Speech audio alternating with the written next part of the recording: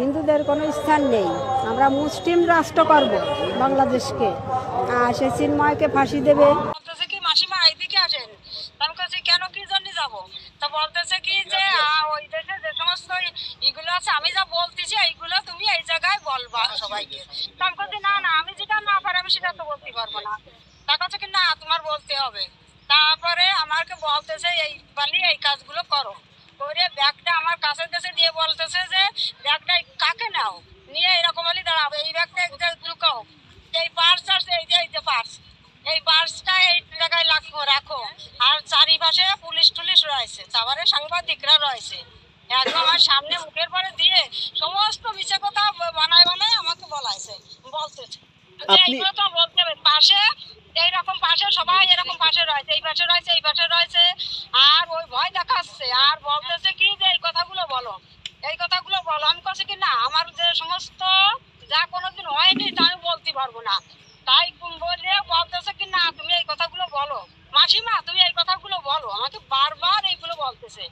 বলার পরে তারপরে রিকোয়েস্টে পারে না শুনলে আমি কি মুখ সরাই নিচ্ছি, তা বলতেছে কি যে না মুখ দাও মুখ দাও মুখ দাও, সামনে আসো সামনে আসো, এরকম ভাবে আমার সঙ্গে বলতেছে। আর পিছন থেকে আমারে বলে বলেছে কি যে এইগুলো বলো ওইগুলো বলো, এই করে ওই করে, তোমার নাতিপুতি কি আছে, নাতিপুতিকে কি করে রাখিছো কি করিছো অ্যানসান এই সমস্ত সমস্ত গুলো আমাকে শিখিয়ে দিচ্ছে। আমি ভয়তে পড়ে আমি সেগুলো বলার তালেই আছি, সেগুলো বলতেছি যে আমার এইগুলো আর কোনো মতে ওরা ই করবে না। আমি আপনাকে যেটা বলি শোনেন, বিষয়টা হলো আপনাকে যে শিখাই দিচ্ছিল আপনি তাদের শিখানোর কথা কেন বললেন?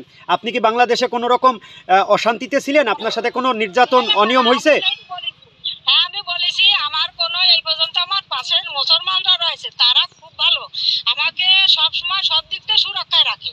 তাহলে আপনি কেন এটা বললেন ক্যামেরার সামনে তাদের?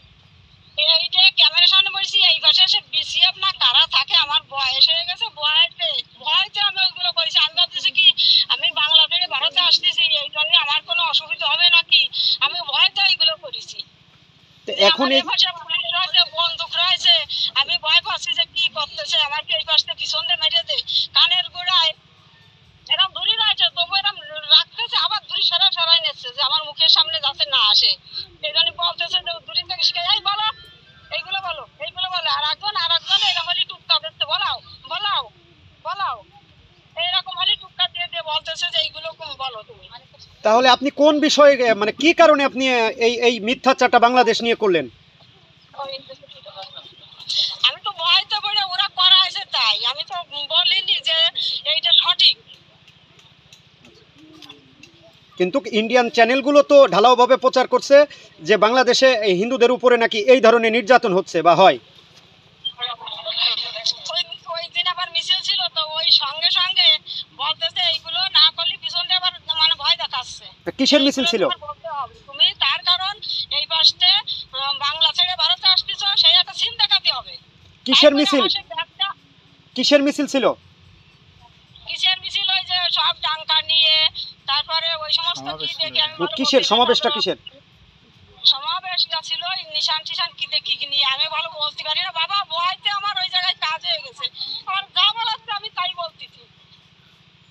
আমি ভয়তে পড়ে সেই ব্যাগটা আমার কাকে দেছে, কাকে দিয়ে বলতেছে এরকম ধরো এইগুলো করো, ওই পাশে বন্দুক নিয়ে দাঁড়ায় রয়েছে, আমার ভয়তে আমি পারতেছি না, আমি যা পারতেছি তাই বলতেছি, যা বলাচ্ছে আমাকে তাই বলতেছে। তোমার বাড়ি কি সমস্যা কিটা আছে কি দিয়ে এই সমস্ত গুলো সব বলাচ্ছে, আর পাশে তো আমার শিখে টিকে দিচ্ছে তুমি বাংলা ছেড়ে ভারতে আসলে তুমি এগুলো বলো। আপনি আপনি আমাকে বলতেছে তোমার এই ব্যাগটা কাকে করতে হবে। আপনি আপনি ভারতে কি কারণে গেছেন? ভারতে গিয়ে আইছি তো আমার ভাইপোর বিয়ে। ভাইপোর বিয়ের অনুষ্ঠানে আপনি গেছেন? হ্যাঁ। তাহলে আপনি বোঝাতে চাচ্ছেন আপনাকে জোর করে তারা জোর করে আপনাকে এইগুলো নিছে আপনার কাছ থেকে? হ্যাঁ জোর করে করা হয়েছে। এপাশে সমস্যা আছে, আমার শরীরের সমস্যা আছে, শারীরিক সমস্যা, আমি ডাক্তার দেখাইয়া ফস করে চলে যাবো এইভাবে।